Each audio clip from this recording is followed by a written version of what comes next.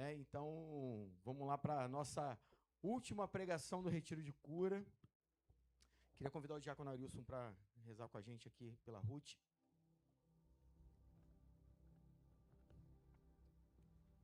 Queria que você estendesse as mãos sobre esta serva de Deus. Querido e amado Deus, Deus de bondade, Deus de amor, Deus de toda consolação. Pedimos por esta sua filha amada, Senhor, que ela possa ser nesta tarde, início de tarde, porta-voz da tua misericórdia, do teu amor, da tua bondade. Pedimos que o teu preciosíssimo sangue recaia sobre ela, sobre a sua fala, suas faculdades, tudo que ela trouxe, tudo que ela preparou, Jesus. Que ela possa ser, Jesus, no meio de nós, canal de cura e de libertação. Porque tu, Jesus, é que faz a obra. Tu és o batizador, tu és o autor. Mas o Senhor conta conosco, seus servos inúteis. Então pedimos, Jesus, abençoa, proteja, guarde, conserve no teu amor esta tua filha, e que esta palavra que ela vai trazer para nós seja palavra de cura e libertação para as nossas almas.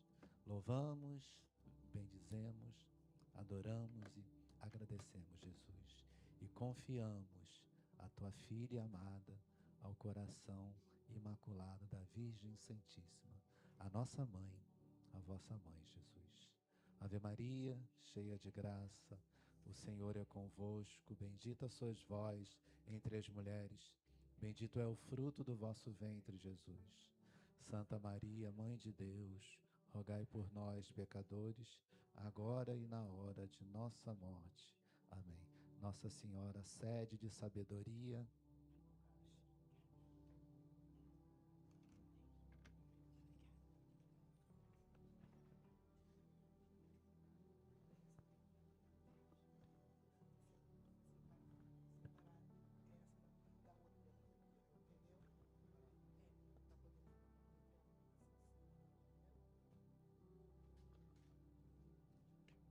Boa tarde, gente.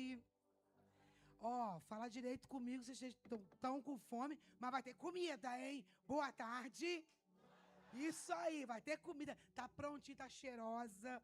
Fui ali fora agora há pouco, tá no esquema, tá bom?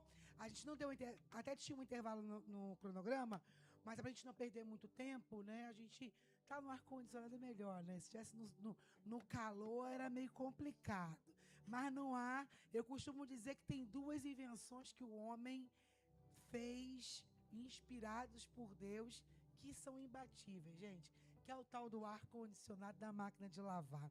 Meu Deus do céu, muito obrigado, Senhor, por isso. Que coisa boa é você não ter que lavar a roupa no tanque mais, né não? Jesus, e eu falo isso que eu já lavei muita roupa no tanque, gente, né? Comi os dedos daquele... E não era tanque qual? Era tanque de pedra, né? Quando eu me casei com meu marido bonito, né? A gente não tinha condições e eu tinha um tanque de pedra. E eu louvava a Deus, sabe? Só que não, porque ele trabalhava num laboratório e o uniforme dele era branco.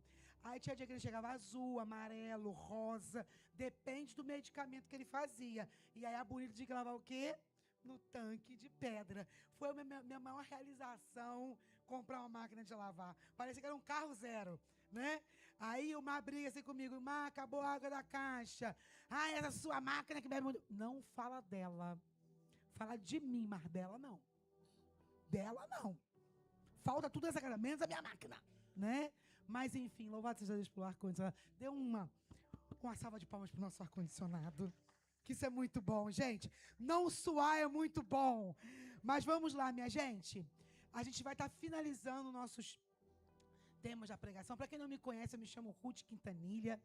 Sou cofundadora da comunidade Servir, né? Estou nesse momento junto com o Mahash na moderação, cuidando do governo da comunidade. Estamos aqui desde a fundação, há 25 anos aqui na comunidade Servir. Sou casada com o Ilmar Quintanilha, um homem muito bonito, né? Lindo, forte.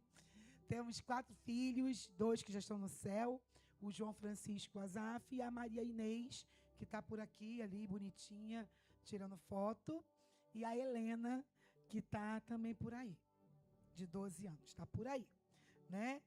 E é uma alegria podermos estar vivendo tudo isso que a gente está vivendo aqui em comunidade com vocês, né? Então, a gente fez um itinerário nesses 2 dias de ontem, né? E de hoje, passando por esse itinerário da cura para a nossa vida, né? A gente passou pelo amor de Deus, que é restaurando a nossa história, a libertação na vida espiritual e emocional, a cura interior e também o perdão, como a gente viu agora com o diácono, que nos liberta, né? E é tão interessante esse lance do perdão, porque eu me recordo, assim que eu fiz o Servir em 95, a gente começou com uma missão que a gente fazia umas orações na casa das pessoas e a gente ia muito para o Rio, fazer oração na casa de uma família muito rica, mas muito, muito, muito rica. Sim, muito rica. Nem moram mais hoje no Brasil. Eles moram, acho que, na França. E aí eu me lembro que uma vez a gente chegou para fazer a oração e tinha uma senhora que era mãe, né, era a matriarca da família, uma senhora muito bonita, assim, e ela pediu para que a gente rezasse pela cura física dela. E aí essa cura física dela, ela estava com um machucado assim na perna, e ela sempre usava umas saias compridas, que era assim, bem grandão aqui, era uma ferida que não fechava, não secava, e estava assim há meses e meses e meses. E a gente foi orar por ela naquele momento. E na hora que a gente rezou por ela, vinha só a palavra perdão, perdão, perdão o tempo todo. E aí, quando terminou a oração, a gente foi sentar com ela para poder falar sobre o que tinha vindo na oração, né, ali. E aí a gente falou sobre perdão. E aí a gente teve o discernimento e aquela doença, né, aquela ferida, ela estava assim atrelada a uma questão de perdão. E aí a gente foi perguntar para ela se ela confirmava, né? Isso uma insegurança do ministro de cura, né? Você confirma? Não, tipo assim, ai, porque às vezes acontece de vir uma revelação que realmente você não confirma porque você não sabe, você não lembra, ou não aconteceu, vai acontecer depois, né? Mas ela falou assim, eu confirmo, sim. Eu confirmo, e ela foi, e interessante que ela já tinha ido para vários países tentar curar essa ferida. E aí ela foi e contou uma situação que tinha havido entre ela e uma outra pessoa e que ela não perdoava essa pessoa por conta do que havia acontecido. E aí a gente falou assim, olha, então a chave está aí, né? Você procurou tantos médicos, tantos tratamentos, mas a chave é só virar a chave do perdão, dizer, cara, eu perdoo, é liberar perdão, liberar ressentimento, mágoa, né, raiva de dentro do coração. E aí ela falou pra gente assim, eu morro com essa perna ou sem ela, mas o perdão eu não dou. É uma escolha, é uma decisão. Por isso que o tema da pregação do diácono era justamente o perdão que nos liberta.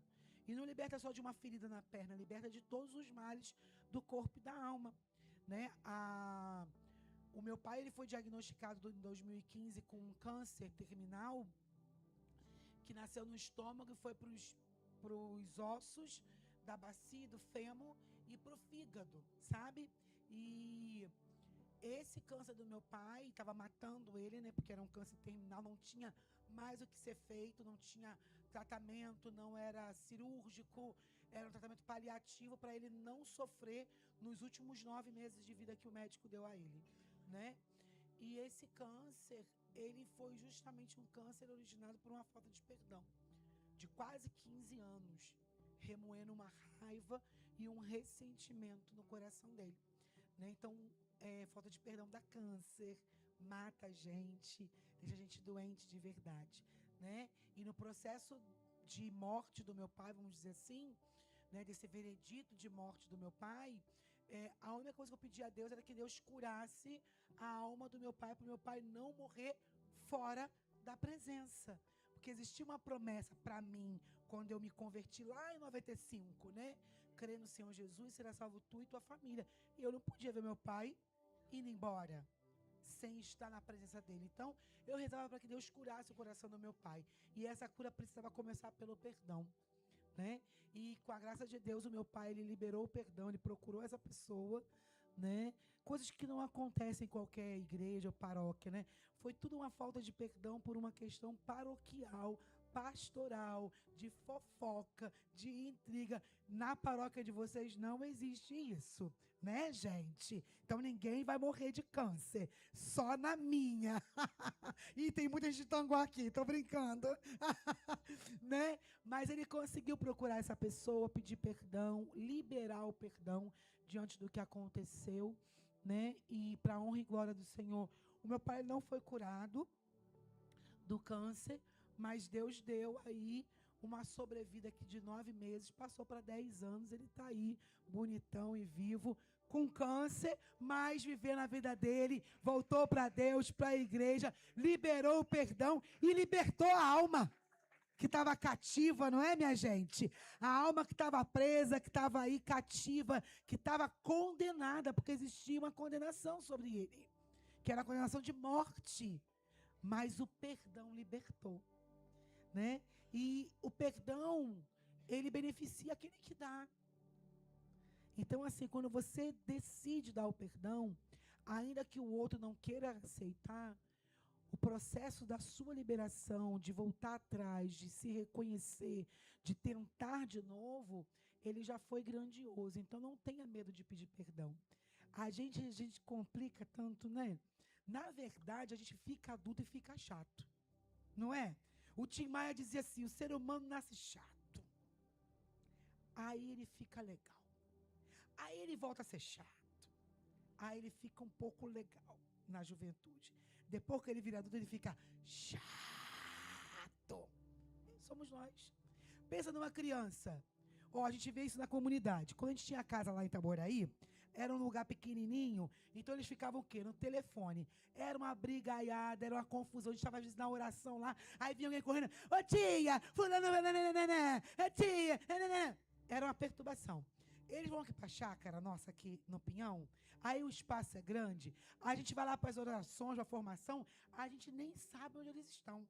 Eles estão vivendo a vida deles. Lá na vida deles, eles brigam, bate um no outro, perdoa, resolve, briga de novo, perdoa de novo, e acabou.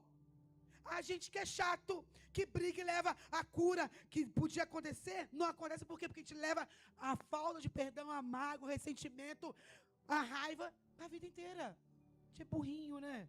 Podia ser igual criança. Por isso que o Senhor falou o quê?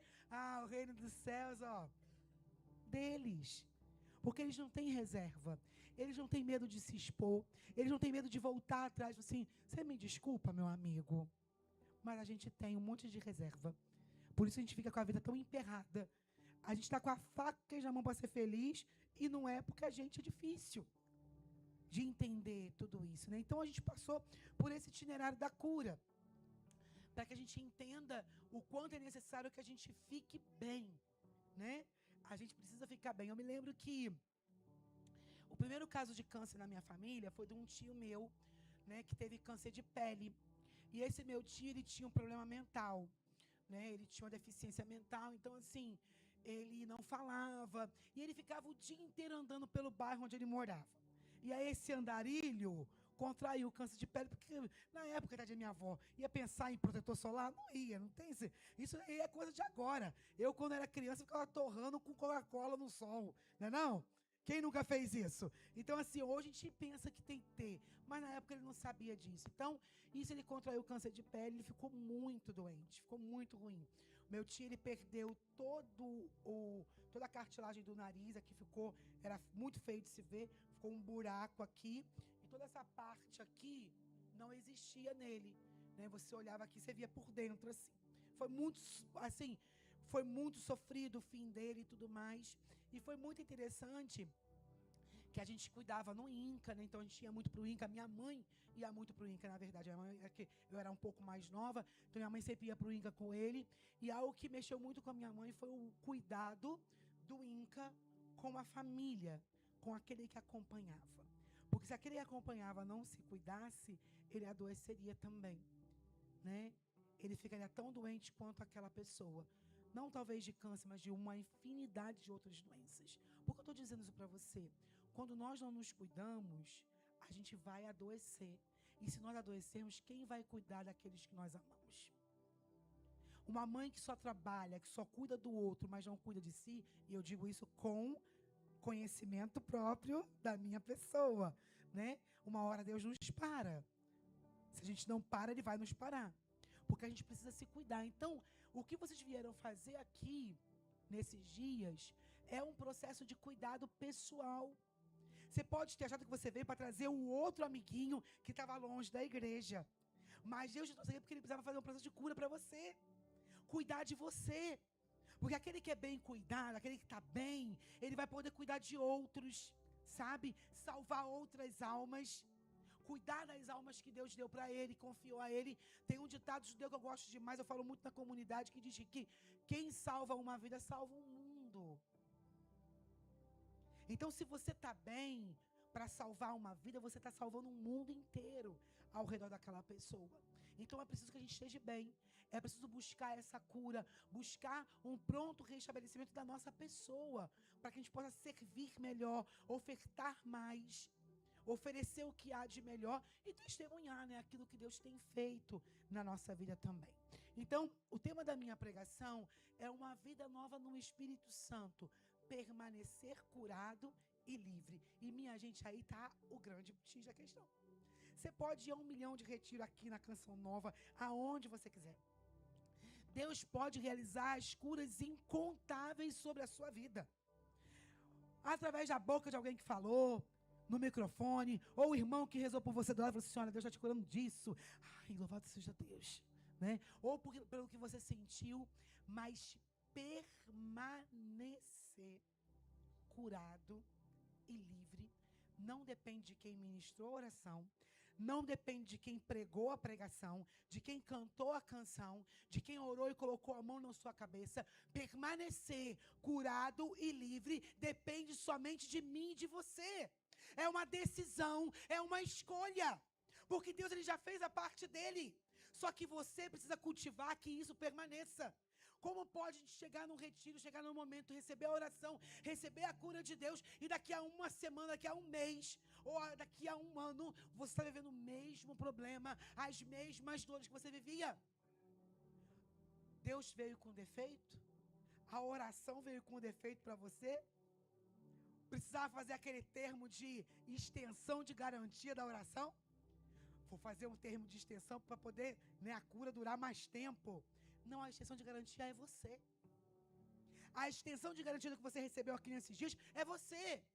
É o seu desejo de permanecer curado. É o seu desejo, a sua decisão de permanecer vivendo aquilo que Deus separou para você.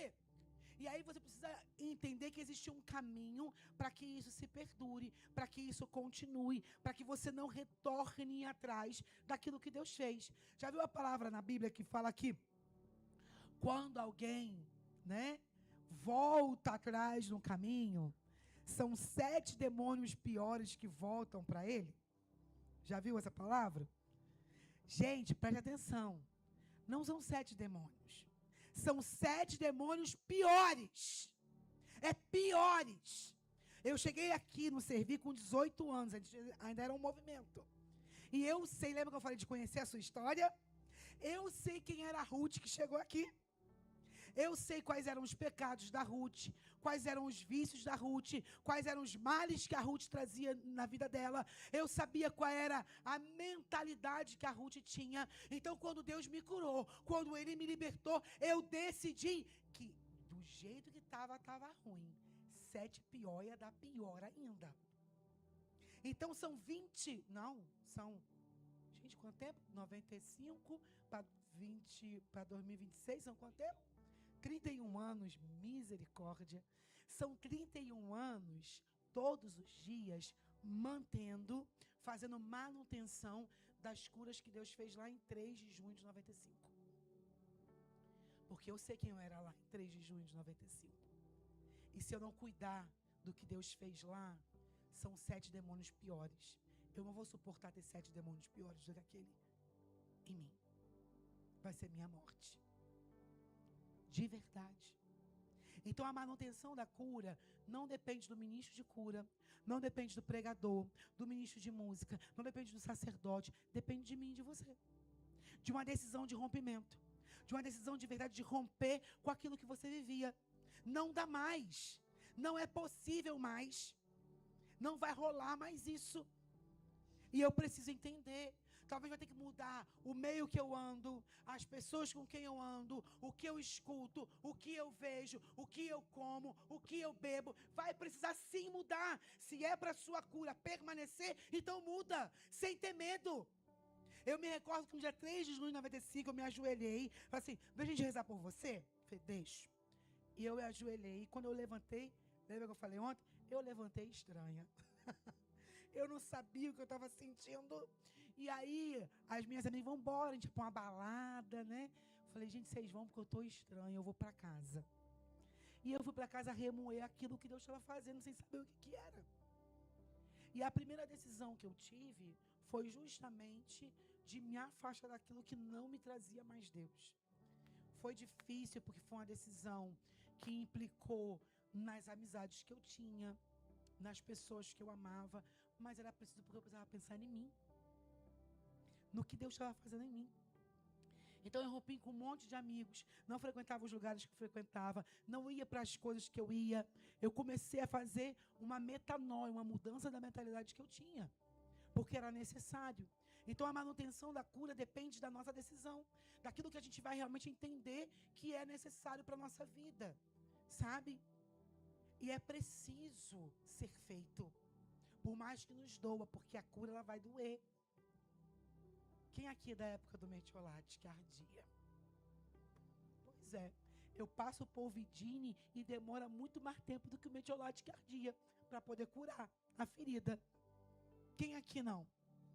Aquilo, meu filho, você tirava, separava a alma do corpo. Quando a mãe vinha, deixa eu botar metiolate, né? A alma ia assim, ela ia embora. De tanta dor que você sentia. Você não sabia se você sentia dor do machucado ou daquele bendito remédio. Mas ele curava. Ele secava. Ele resolvia a situação. Porque dói. Dói. O processo, ele é doloroso. Mas ele é aquilo que vai nos sarar. Então, o processo da cura, ele precisa justamente de uma decisão da nossa parte. Qual o objetivo do que eu quero dizer para vocês hoje? Né, dessa pregação? É nos fazer compreender o processo que a cura traz para nós, viver a libertação espiritual de forma madura. Lembra que o que a Luciana falou ontem, né? Do quanto o amadurecimento humano está atrelado ao nosso amadurecimento espiritual. Eu hoje sou uma mulher de 49 anos, fiz 49, dia 22 agora. A mulher de 49 anos, ela não é mais a mesma menina dos 18 que chegou aqui. O meu amadurecimento humano também impactou no meu amadurecimento espiritual, de enxergar Deus de uma outra forma, de me ofertar para Deus de uma outra maneira, de ter as minhas ponderações, a prudência, a sabedoria, de ter equilíbrio em muitas coisas. Esses dias eu tive ano passado um pico isquêmico, né? O médico falou assim, ó, se você não vem agora para cá, para o hospital, você tinha dado um infarto. Porque quando eu cheguei no hospital passando mal, eles me deram a medicação que dilatou os vasos e impossibilitou do infarto acontecer, né? E um dia eu fui visitado por um irmão de comunidade, 2 irmãos de comunidade, e a gente conversando, e naquela conversa informal, Deus me fez uma revelação. Uma revelação que era tão óbvia, mas eu não conseguia entender. A revelação que Deus me fez foi a seguinte, que a Ruth dos 18 anos da conversão não era mais a mesma Ruth dos 48 anos. O desejo, o influxo, a vontade de servir, de anunciar, de pregar, de fazer, era a mesma. Mas o corpo da Ruth mudou, a mentalidade da Ruth mudou e ela precisava entender isso. E ela precisava respeitar o processo dela. E se ela não continuasse não respeitando o processo, Deus ia parar ela, como ele parou. Porque ela precisa entender que, como a Luciana falou ontem, a nossa maturidade humana, né, a maturidade espiritual, ela acompanha também a nossa maturidade humana. Como a gente tem os jovens, então quando eu olho para o jovem, a postura dele, o que ele faz, a gente entende de uma outra forma. Eu não posso querer colocar a minha juventude no mesmo cesto da responsabilidade dos meus irmãos consagrados, que já têm 30, 40, 50 anos. Eles têm as mesmas obrigações? Sim, Mas o meu olhar precisa ser diferenciado, porque, não sei se vocês sabem, né, na questão neurocientífica, o cérebro humano, ele só é formado totalmente depois dos 25 anos. Então, respeita a sua juventude que não chegou nos 25 ainda. Tem coisa que eles falam, porque a formação do cérebro não está pronta ainda não, minha gente. Né? Quando o filho, o sobrinho, alguém fizer agora, você... tá com o cérebro ainda em formação. Deixa pra lá. Né? Então, a gente entende que a maturidade humana, ela vai nos acompanhando. E é preciso entender isso. Né? Então, viver a libertação espiritual de forma madura, ordenar as emoções e afetos. A Lu ontem falou muito bem sobre sentimentalismo, querer falar muito mais de nós do que do outro. A gente quer colocar na cabeça do outro que, já viu o perdão assim? Eu quero te pedir perdão, porque naquele dia você foi muito grosso comigo. Não precisava, mas você falou assim comigo, você gerou um mal-estar em mim, você não sei o quê. O perdão é você que está pedindo. É pedir perdão e acabou.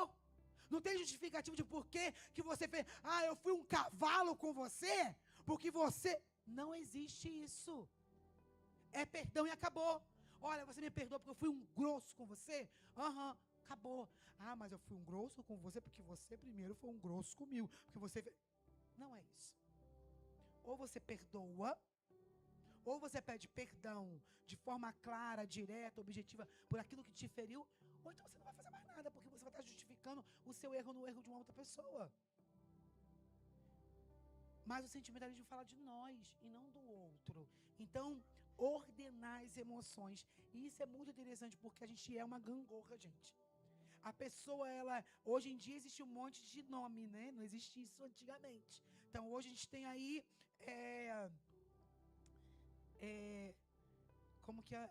bipolaridade, né? Que é um transtorno que precisa ser tratado.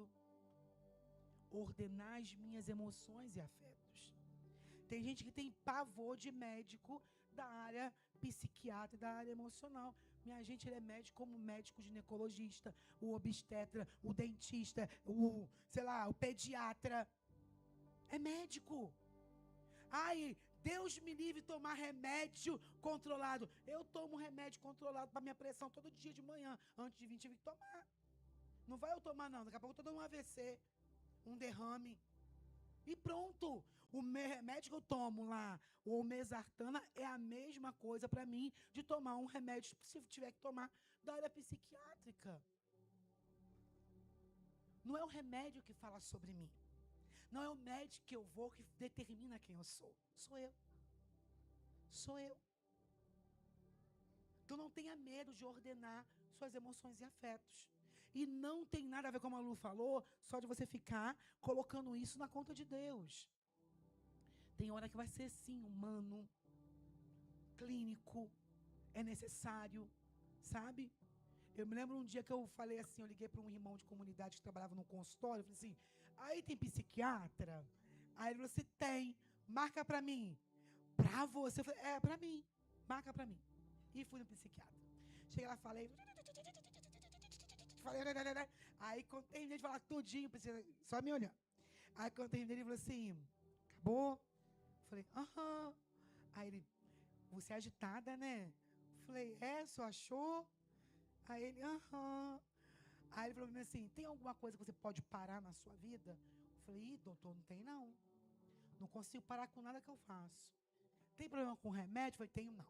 Então vamos passar um remédio, né? E aí, por que ele passou um remédio? Eu estava tendo crise, estava tendo episódios de paralisia do sono. Vocês já ouviram falar disso? A paralisia do sono é você dormindo e de repente você acorda no meio da noite. Só que você não acorda. O seu cérebro acorda, você ouve tudo o que está acontecendo, você pensa, você fala com você mesmo, mas você não consegue descolar o olho, você não abre o olho, você não se mexe, porque o teu cérebro despertou, mas o seu corpo, ele está extremamente adormecido. O primeiro dia que eu senti isso, gente, eu falei assim, eu tô morta. Sabe aquele desenho do Pica-Pau, que ele tá lá morto, e aí a alma tá se olhando pro corpo? Eu falei, sou eu.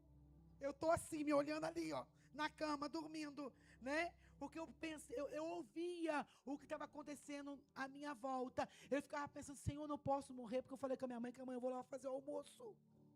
Era domingo de Páscoa. Eu falei, não, eu vou fazer o bacalhau. Eu falei assim, não, Senhor, hoje não, porque eu falei com meu pai, eu vou fazer o bacalhau que ele queria. Hoje não dá. Não pode ser, né? E era uma paralisia do sono. Por quê? Porque o meu cérebro, ele não parava de trabalhar. Eu não deixava o meu cérebro parar, descansar. Então, por várias vezes, ele acordava no meio da noite e começava a pensar nas coisas que tinha que fazer da comunidade, as escalas que tinha que fazer, o calendário que tinha que cumprir, a pessoa que tinha que conversar, né? E ia. E o corpo ali querendo dormir, mas a cabeça não parava. E aí você, então vamos tomar um remedinho só para começar a fazer o cérebro dormir de noite. Eu podia dormir 10 horas da noite, gente. Eu acordava no outro dia um caco de cansada. E aí eu fui, alguns irmãos da comunidade aqui, nessa comunidade, o que tem de gente tarja preta, eu não sei porquê, né? Quando eu falei assim, o médico me passou Pondera. Pondera? Água com açúcar, né? A pessoa se gabando pra mim, água com açúcar, né? Mas olha, o Ponderinha de noite para dormir, não me deixava nem grog de sono, mas olha, deixava o cérebro como direitinho, relaxado. Eu podia dormir só 6 horas, eu estava no outro dia como, ó, desperta, feliz da vida, sem paralisia do sono.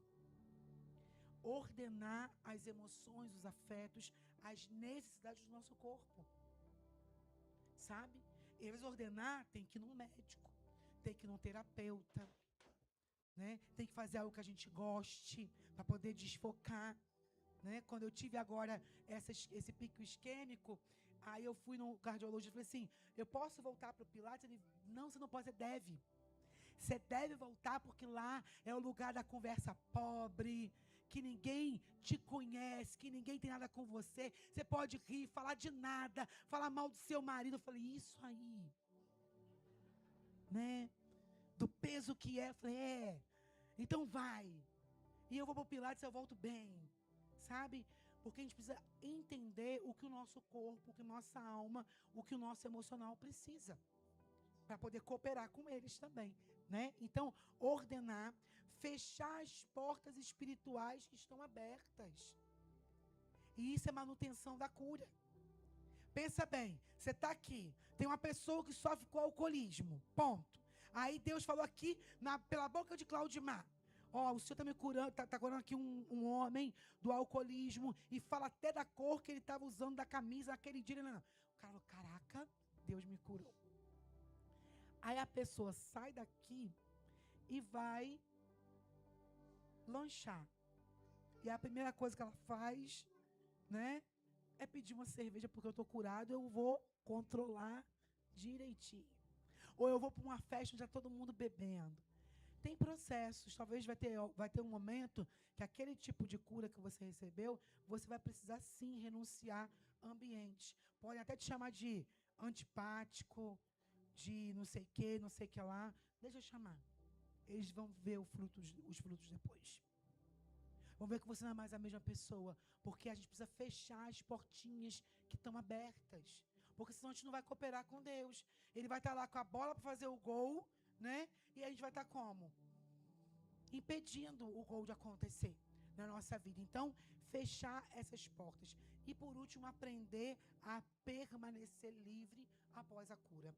Lá em Gálatas 5, se você puder, você abre a sua Bíblia e vamos começar a andar com Bíblia, minha gente. Porque celular não é Bíblia. Sabe que Deus se manifesta através de algumas coisas na nossa vida. E uma delas é através da palavra. A palavra é Deus. Então você beija a palavra, abraça, porque ela é Deus também. É a palavra de Deus. Então o celular não é. Então, andar com Bíblia, botar no sovaco, dar suvaqueira aqui mesmo, entendeu? E com muita honra, com muito orgulho. Você que está com a sua palavra, tem uma caneta, um lápis, o que for. Rabisca aí Gálatas 5, versículo 1. Para você nunca mais esquecer desse final de semana. Gálatas 5, versículo 1. Que diz assim: é para que sejamos homens livres que Cristo nos libertou. Ficai, portanto, firmes e não vos submetais outra vez ao jugo da escravidão. Olha só a palavra de Paulo. Olha que coisa poderosa. É para que sejamos homens, né, do gênero, livres, que Cristo nos libertou. Que Cristo nos libertou. Portanto, ficai firme e não submetais outra vez ao jugo da escravidão. Não volta. Não volta a tomar o seu vômito de novo. Não volta a ficar morno de novo. Não volta para aquilo que que acontecendo na sua vida. Não volta. É permanecer, fazer a manutenção da cura que Deus realizou na sua vida, né? É permanecer firme. E isso vai te custar muito. Não é fácil permanecer firme, porque a tentação ela vem, a aprovação ela vem. E você tem que dizer não. Você acha que eu não digo não há 31 anos? Você acha que o que eu fui curada lá no dia 3 de junho de 95 não bate, ó, todo dia na minha porta? Então ela falou assim, são 31 anos sem, né? Não vai fazer diferença agora. Tô bem. Já posso fazer de novo? Fecha a porta. Tranca, bota cadeado, bota grade, bota o que for. Sabe? Mas tranca. Não dá mole para acontecer.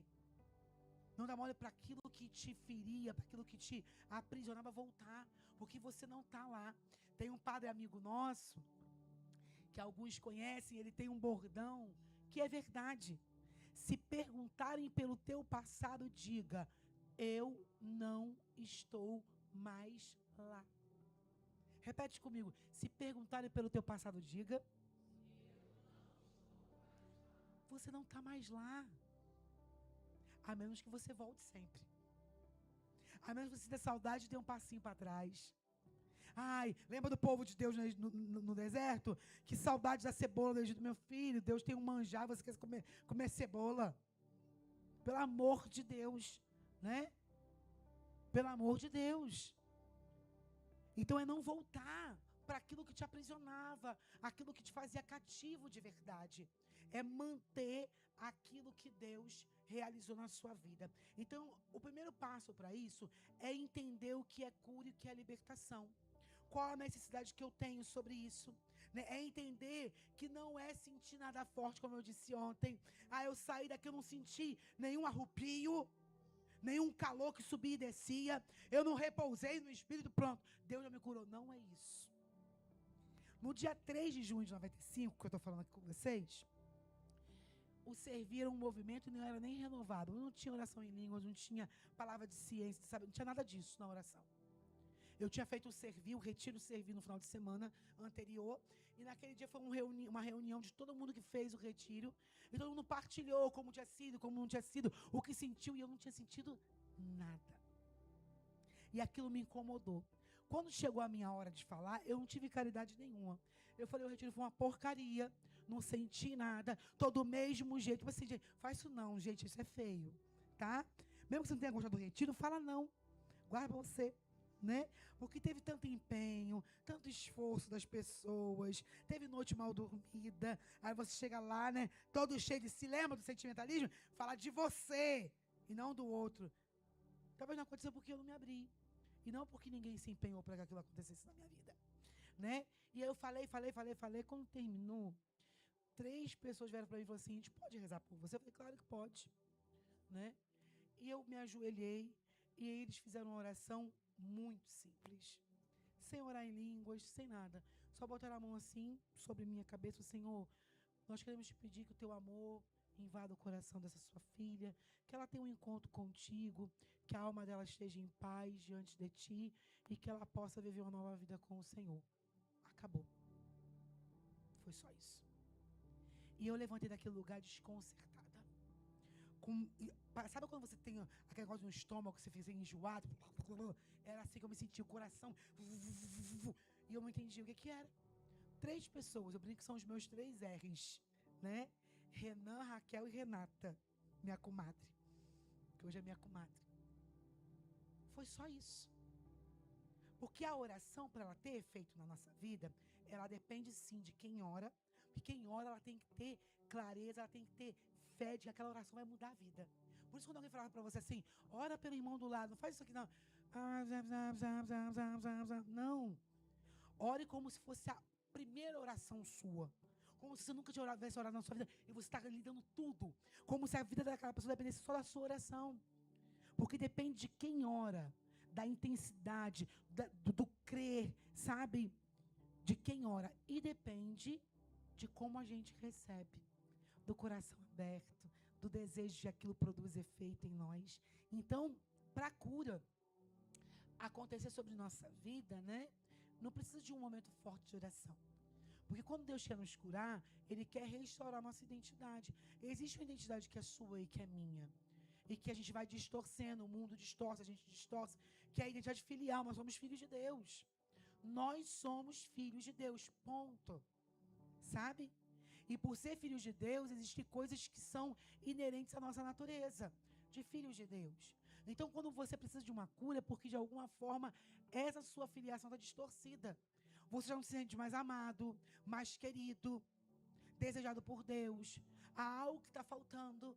Então, é preciso dessa cura. Então, ela não depende de grandes emoções. Depende do seu coração aberto para que isso aconteça. E aí, Ele vai curar nossas feridas, as emoções desordenadas, as mentiras que nós trazemos dentro de nós, os vínculos espirituais. Mas nasce primeiro em nós. Lembra que eu falei ontem da hemorroísa? Aquela mulher estava há anos com fluxo de sangue. No Antigo Testamento, quando uma mulher estava com fluxo sanguíneo, né, que a gente tem aí todo mês, ela estava impura. Então ela não podia conviver com ninguém. Ela era colocada num lugar isolado. Aquela mulher, ela ficou, não foi 3, 5 dias, 6 dias com fluxo. Ela ficou anos. Já para pensar que em anos que ela ficou com esse fluxo de sangue, foram anos em que ela ficou longe da família, dos amigos, ela não viu pessoas que ela amava morrer, não viu pessoas que de repente iam ser do convívio dela nascer, não viu o amigo casar, a outra ter filho, ela foi isolada de tudo. Mas quando ela ouve falar, e aí é que está o X da questão da cura, é você conhecer quem Deus é saber quem Deus é. Porque quando você conhece Deus e sabe quem Ele é, o poder que Ele tem, minha gente, você não vai ficar ao léu e à deriva. Lembra que eu falei? O mesmo Deus que jogou maná, que abriu o mar vermelho, gente, Ele continua do mesmo jeito, Ele não faz diferente. Ele não mudou o poder. O poder de Deus é o mesmo. Eu sou testemunha. Aqui, tá a Maria Inês aqui. Eu me lembro quando ela começou a estudar, e ela foi para a faculdade, um monte de gente falou assim, cuidado, faculdade federal, vai acabar com a vida dela, vai mudar o coração dela, o pensamento dela, né? E eu lembro uma vez que eu falei bem assim para ela, Maria, eu não sei o que vai ser da sua vida quando você estiver na faculdade, mas eu vou te dizer uma coisa, se por um acaso as coisas que forem acontecendo forem te trazendo dúvida, insegurança no coração em relação à ação de Deus na sua vida ou à existência dele, lembra somente de uma coisa prática, que você vai lembrar que Deus é o cara. Quando a medicina não via mais nada, não entendia nada, não dava esperança de nada, não acreditava em nada, não entendia o que estava acontecendo, falava assim, de quem são esses exames aqui, já morreu? Deus foi lá e soprou vida, manteve vida. Falei, você tem um testemunho claro do seu avô de que Deus, Ele é Deus. De que o Deus que abriu o mar vermelho, que chamou Lázaro, sai para fora. Ele continua tirando um monte de gente do túmulo. Ele continua curando o paralítico. Ele continua ressuscitando. Ele continua curando o cego. Ele continua. Então, conhecer quem é Deus. Quem é Deus? Aquela hemorroísa conhecia. Bartimeu ouviu falar que existia um Deus. Ele falou assim, opa, eu quero esse Deus. E eles gritam no meio do caminho. Aquela mulher sai de casa dizendo o quê? Se eu tocar na orla do manto, eu vou ser curado. Antes da cura acontecer, ela sabia que iria acontecer, porque ela sabia o potencial de quem era Deus. E você está chorando, sofrendo por quê? Ai, o meu problema. Se você sabe o tamanho do seu Deus, é tão bonito você ver no para-choque do carro, né, do caminhão. Não diga para Deus o tamanho do seu problema. Diga para o seu problema o tamanho do seu Deus. Mas isso é de verdade? Você sabe disso mesmo? Porque aquela mulher, ela entendeu, mesmo sem ter visto. Há anos longe de tudo, mas alguém falou, opa, isso aí é real. Então, se eu, ao menos, tocar a orla do manto dele, eu vou ser curado. E minha gente, não foi um processo fácil para aquela mulher, não, tá? E aí você vai, tá com um problema que tem que ser curado, você tem que fazer um processo, mas você não quer sair de casa, você não quer ir no grupo de oração, você não quer ir na missa, você não quer confessar, você não quer ir no retiro, porque tudo é muito dificultoso. Ai, mas o meu marido vai ficar sem comida? Acorda às 5 da manhã, faz a comida e vem. Ah, mas eu tenho que fazer a janta e não vai dar tempo para poder ir no grupo de oração. Faz a janta antes de sair de casa, para trabalhar. Tudo tem preço de sacrifício. Porque aquela mulher, ela teve que se sacrificar para poder chegar perto de Jesus. Pensa, uma mulher impura, com sangue, não podia chegar perto de ninguém. Ou seja, pensa comigo, é uma lógica. Se ela não podia chegar em ninguém impura, ela estava há anos, todo aquele bairro, aquele lugar, sabia quem ela era. Ela não podia nem sair de casa com a cara à mostra. Aquela mulher saiu de burca, toda envolvida, só com os olhinhos de fora, para ninguém reconhecer ela. E ela sabia, e ela tinha consciência do que não podia. E nós precisamos ter consciência do que a gente não pode, para que a cura aconteça. Olha só, ela sabia que pela lei de Moisés, o toque de uma mulher com sangue tornava a outra pessoa impura. Ela podia falar o quê? Se eu tocar nele, eu serei curada. Não, não, não. Ela fala que ela vai tocar a orla do manto. O manto toca no corpo de Jesus. Se ela toca no manto, automaticamente ela toca em quem? Nele. Tocou na minha calça, tocou na minha perna. Ela não falou que ela ia tocar no manto dele, mas na orla do manto. Sabe por quê? Porque a orla do manto, ela ficava bem aqui embaixo, e são umas franjas que tem todo um sentido para os judeus. E essa orla do manto não faz parte do manto. Ela é colocada no manto. Ela não é o manto. Ela é colocada porque tem um sentido para o judeu adulto. Então ela sabia que aquele judeu que era Jesus, ele tinha uma orla no manto, porque ele era um judeu adulto. Então ela podia tocar na orla, que ela não o mancharia, ela não o tornaria impuro. Mas a fé dela era tão grande naquele Deus, que ela não conhecia por completo, mas que ela ouviu falar, e você conhece. Eu conheço.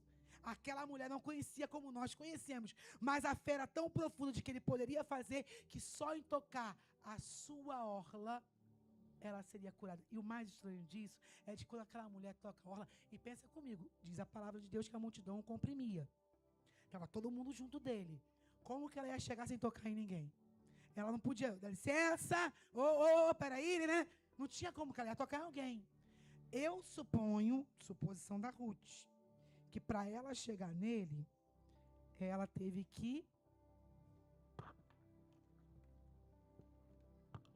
rastejar até ele. Ela teve que rastejar. Teve que ter sacrifício. Teve que ter vontade. Teve que ter ação humana. E aí a gente quer o quê? Sentar na cadeirinha do teatro com ar-condicionado e vir plim, plim, pílulas de cura sobre nós. E amanhã eu estou do mesmo jeito que eu estava. Porque eu não quero passar pelo processo. Eu não quero passar pelo processo. Então a cura, ela depende do que nós geramos no nosso coração. Quando eu orava pelo meu pai, que meu pai precisava ser curado do interior dele, a minha motivação era que meu pai não chegasse até a morte sem receber a presença de Deus de novo. E eu sabia que eu ia conseguir aquilo. Então, eu preciso existir isso da nossa parte, né? Em Isaías, ele fala que ele quer pôr em liberdade os cativos. Então, a cura, ela começa quando nós descobrimos quem é Deus. Rapidamente, para a gente terminar, porque já acabou meu tempo. Segundo, aberturas emocionais e espirituais. Muitos são curados, mas voltam a sofrer porque não fecham a porta. Já falei sobre isso. Deus, ele vai te dar cura, mas você precisa ter discernimento do que você precisa fechar de aresta. A minha família é toda alcoólatra. Toda. Pai e mãe. 14 tios de um lado, 9 do outro. Todo mundo alcoólatra. Incrivelmente, estão todos morrendo de doenças causadas pelo álcool. E não param ainda assim. Incrível, né? Vem o outro morrer, mas continua. Aí chora a mágoa do outro que morreu como? Bebendo. Não vai entender, né? Então, a bebida na nossa família sempre foi muito comum. A gente começou a beber muito cedo. Com 11, 12 anos, os tios, os próprios pais já começam a experimenta aí, vê se você gosta, não sei o que, Então era muito fácil. Qualquer lugar que a gente chega tem bebida. Sempre vai ter bebida, em qualquer lugar. Então, quando eu comecei meu processo de cura, quando eu cheguei na comunidade, no movimento, com 18 anos, eu fiz desintoxicação do álcool no meu organismo. Porque eu bebi de segunda a segunda. Né? Então, eu precisei começar a fechar portas. E como eu fechava portas? Eu parei de ir em alguns lugares.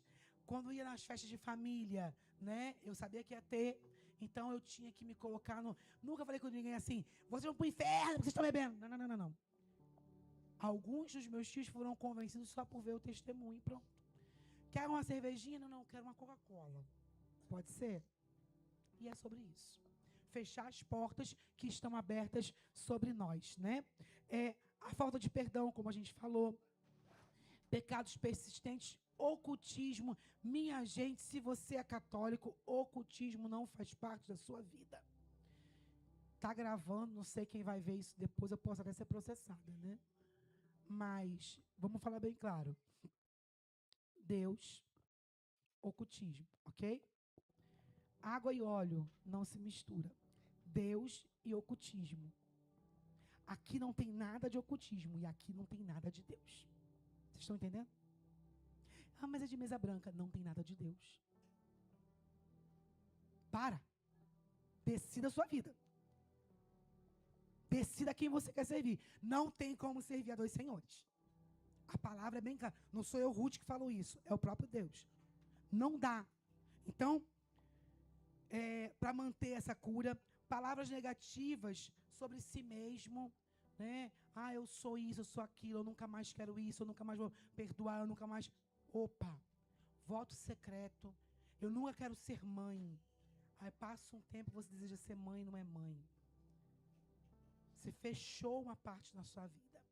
Nunca que eu vou casar. Aí você amadurece e vê que o casamento é bom. Minha gente, tem lá os problemas, né? Mas casar é bom. Casar é bom, sabe?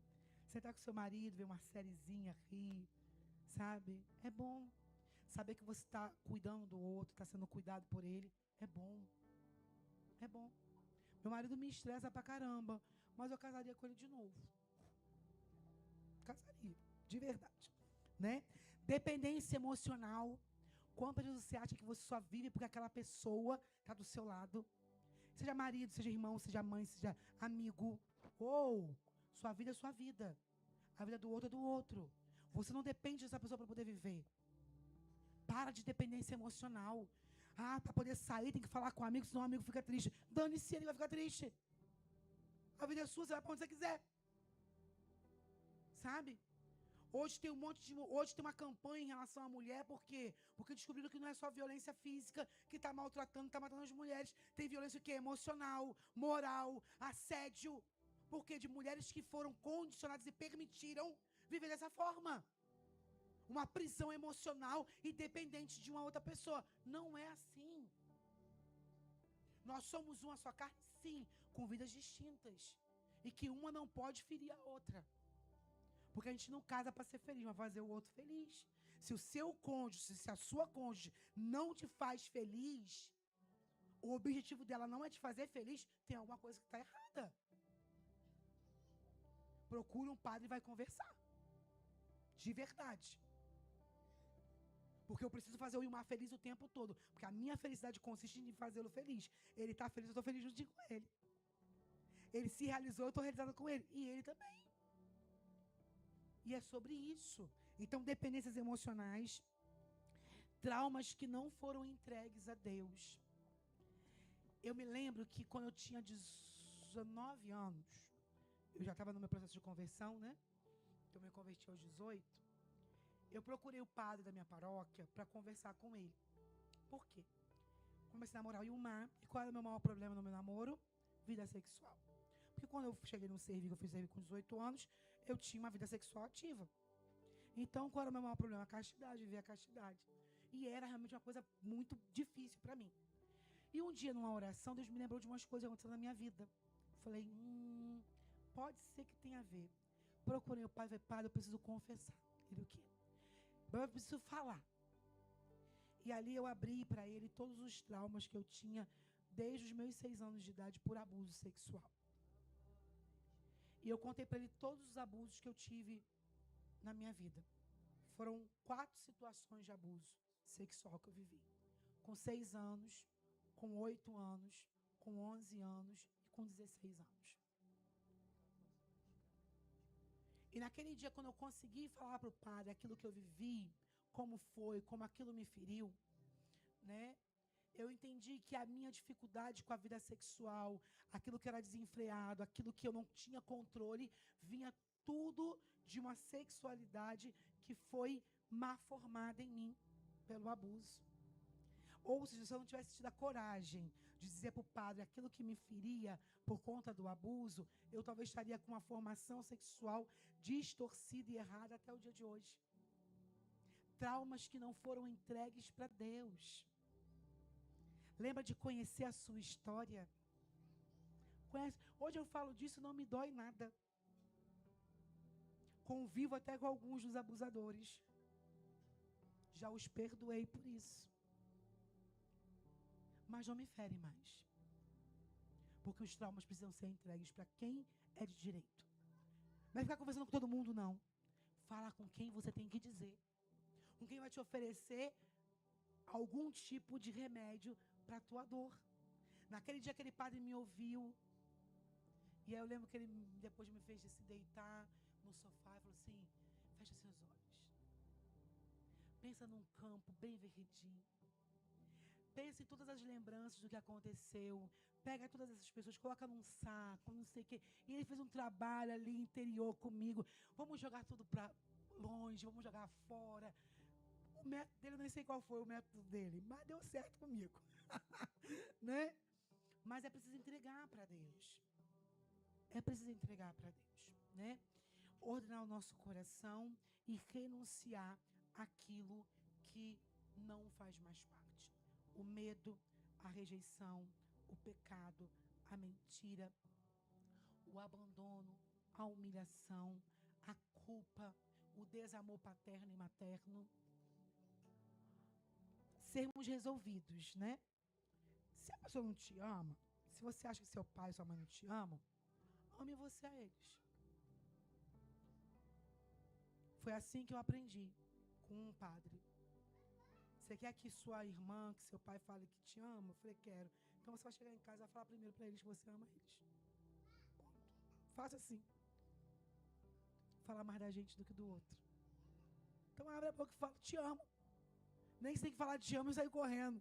Você fica com vergonha. Te amo, né? Mas fala. É libertador demais, minha gente. Né? É libertador demais. Porque o amor, ele tem poder de destruir tudo que há de ruim. E como diria São João Paulo II, o amor sempre vai explicar tudo. Estarmos aqui hoje é a explicação de que Deus continua nos amando.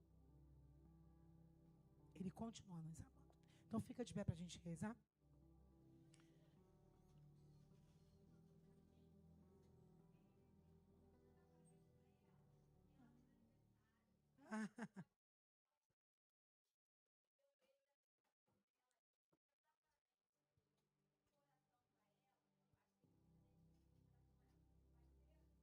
Obrigada.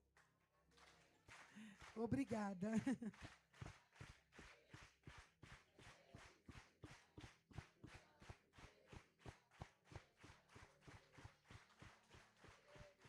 Amém. Amém. Obrigada, gente. Amém.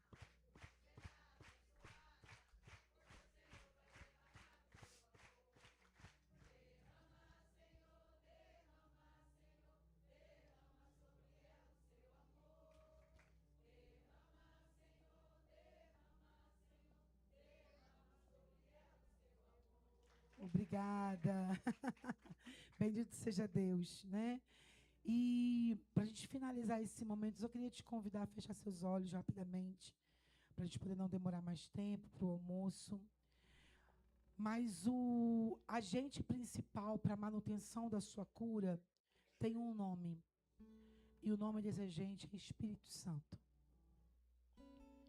Ele é o grande agente que vai te ajudar a manter a cura, a libertação que Deus te deu. Como eu disse, ele não é uma pomba, o vento, a água, o fogo. Ele é uma pessoa. E essa pessoa pode ser seu amigo, porque ele é meu amigo. É para ele que eu recorro todos os dias quando eu acho que vou voltar atrás. É para ele que eu recorro quando eu penso que vou abrir uma outra porta. É para ele que eu recorro quando eu abro uma porta que já estava fechada. Alguém me disse agora há pouquinho que ele é aquele amigo que é influente, que te apresenta para Deus. Às vezes a gente não precisa ter muito dinheiro, né? Só precisa ter conhecimento. Então seja conhecido do Espírito Santo para que ele te apresente para Deus. O conhecimento de alguém, aquele que conhece quem nós somos e que nos apresenta para uma pessoa, diz muito de quem nós somos, daquilo que cada um de nós é de verdade. Então eu quero te convidar a criar um relacionamento com esse Espírito Santo de verdade. Não só agora na oração, mas hoje durante todo o dia, quando você for dormir, amanhã, quando você acordar. Crie relação com Ele, porque Ele é verdadeiro, Ele é de verdade. Ele é a justificativa de que Deus continua sendo Deus, de que não é Jesus Cristo um homem, um personagem histórico da humanidade, um grande agitador político, ou que cada um pense sobre ele. Não, Ele é Deus. E é o Espírito Santo que nos faz entender isso, porque Ele continua se movendo dentro de mim e de você. Então cria relacionamento com Ele, porque Ele é o grande agente da manutenção da nossa cura, de permanecermos curados, livres, libertos de tudo que era cativo, do cativeiro que nós estávamos. É o Espírito Santo. Então ame esse Espírito. Ame esse Espírito, deseje ser amigo dele. Fala: eu quero ser seu amigo, ó Espírito Santo. Eu quero criar um relacionamento contigo profundo. Profundo, profundo. Como Nicodemos, quando perguntou a Deus: como posso nascer de novo? É preciso nascer da água e do Espírito. Quando aquela samaritana no poço disse: eu tenho sede. Eu tenho sede, você e eu temos sede. E ele fala: se você soubesse a água que eu posso te dar, você jamais teria sede. E ela bebe aquela água, e ela transborda daquela água, e ela corre para anunciar que aquela água saciaria tudo. E essa água é o Espírito. É o Espírito que vivifica, que dá vida, que aviva, que transforma. É o Espírito. E é o que nós vamos pedir nesse momento. Vamos pedir o batismo no Espírito Santo. E você mesmo pode pedir isso para você. Peça o batismo. Fala: Senhor, eu nem sei rezar direito, mas uma coisa eu sei: eu quero teu Espírito. Eu preciso ser batizado no teu Espírito. Eu desejo isso. Você pode botar a mão na sua cabeça e já ir pedindo isso. Deus, eu quero te consagrar a minha vida, a minha história, todo o meu ser. Eu te peço, derrama sobre mim o teu Espírito Santo de uma forma poderosa, com efeitos extraordinários, que eu sinta essa semana os efeitos do batismo, que eu sinta isso no meu cotidiano, no meu dia a dia, na firmeza de me colocar diante das tentações, da clareza da sua vontade sobre minha vida. Vai me batizando, Senhor. Encha-me do teu Espírito. Enche-me do teu Espírito. Encha-nos do teu Espírito, Deus. Encha-nos. Encha-nos. Oi, alabaria, la halacanda, e alabaria, la. Encha-nos, Senhor.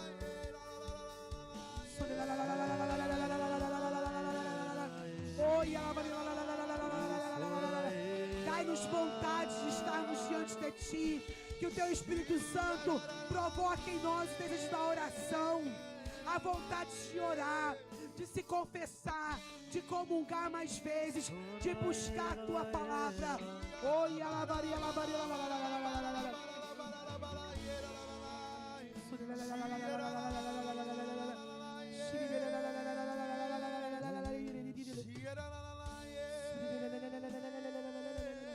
Vai pedindo o Espírito Santo sobre sua vida. Onde o Espírito de Deus está, milagres acontecem.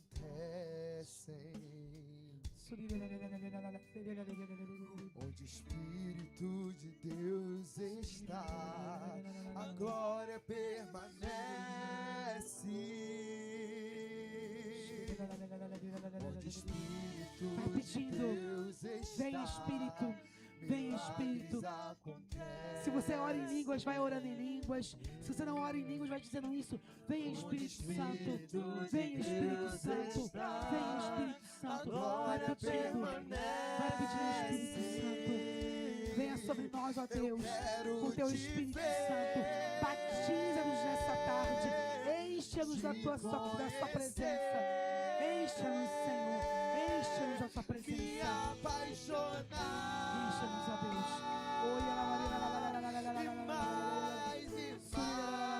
Eu quero te ver, Senhor.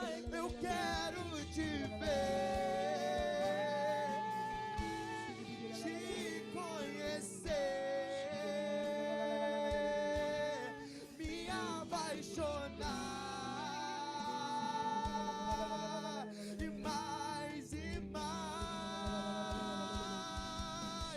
Eu sou do meu amado, eu sou do meu amado, eu sou do meu amado, e ele é meu. Eu sou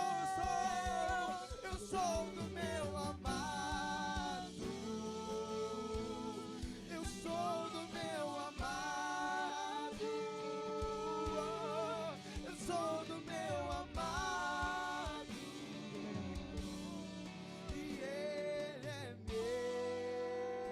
E você pode nesse momento e pedir ao Espírito Santo que Ele venha se revelar na tua vida nesses dias. Vai consagrando sua vida para você e finalizando. Consagra, Senhor, eu quero consagrar minha vida ao Espírito.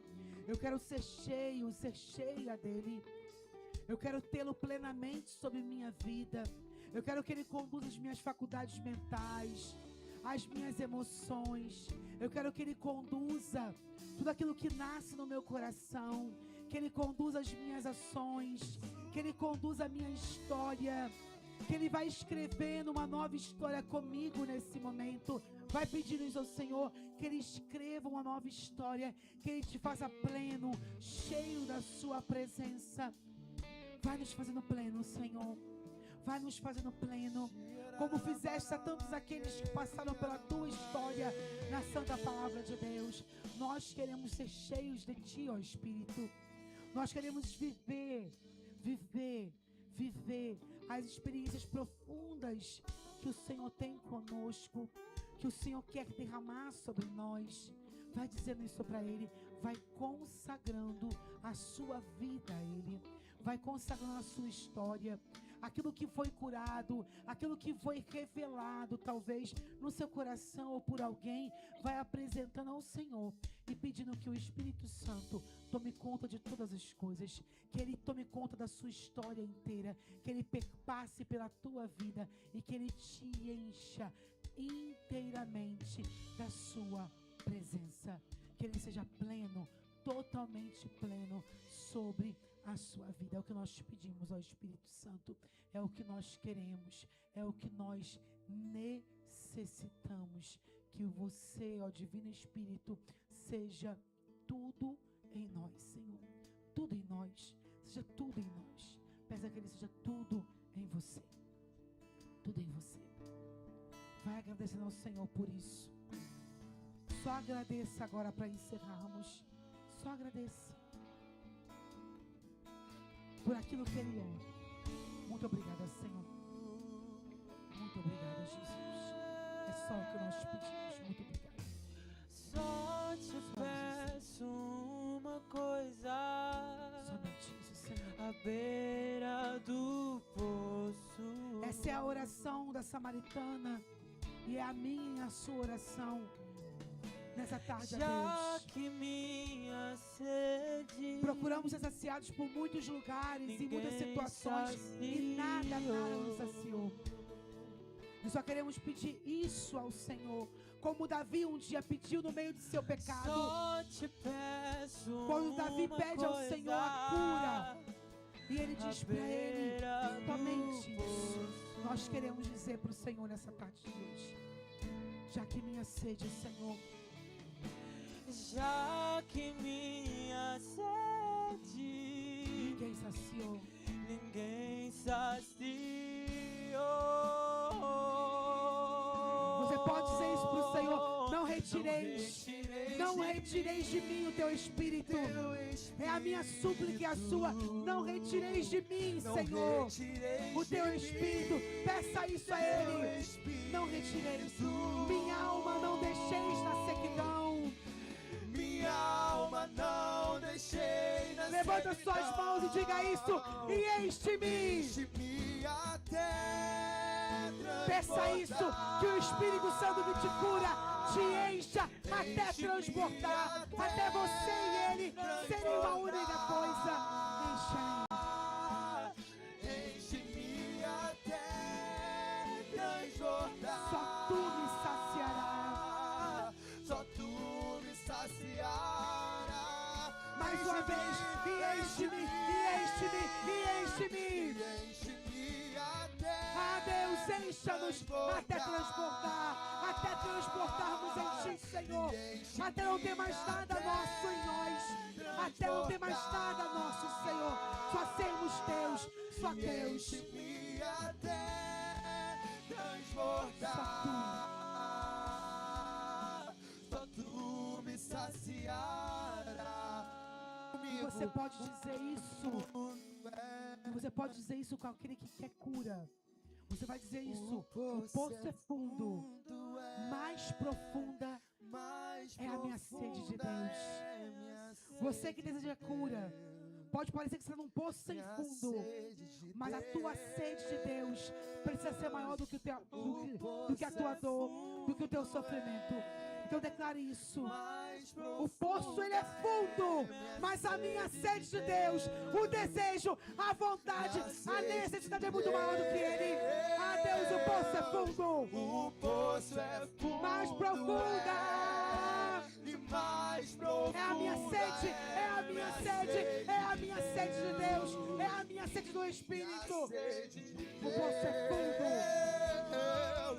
O poço é fundo, e mais profunda é minha sede de Deus. Só vocês. O poço é fundo, o poço é fundo. O poço é mais profunda é minha sede de Deus. Declara isso. Deixa o céu te escutar agora. Deixa o céu te ouvir. Deixa o céu te ouvir. O poço é fundo. É fundo. A minha dor é profunda, Deus. Mas mais profunda é a minha sede de Deus. É muito mais profundo. Pegue a sua voz e cante. O poço é fundo. O poço é fundo, e mais. O poço é fundo, o poço é fundo, o poço é fundo, e mais profunda é minha sede de Deus. Então declare isso, encha-me até transbordar, peça isso. E enche-me até. Ah, Deus, ouve o seus filhos. Ouve o desejo do nosso coração. Encha-nos até transbordar. Encha-nos até transbordar, Deus. Encha-nos. Enche-me até Só tu. transbordar. Oh, Deus, só tu. Só tu me saciará. Enche-me, enche-me, Senhor. E enche-me até transbordar. Enche-me, Senhor. E enche-me até transbordar. Encha-nos, Senhor. E enche-me até transbordar. Só tu me saciará. Obrigado, Deus. Obrigado pela libertação. Em nome do Pai, do Filho e do Espírito Santo. Amém, amém, amém, amém. Nem precisa sentar, viu? Só descer, almoçar.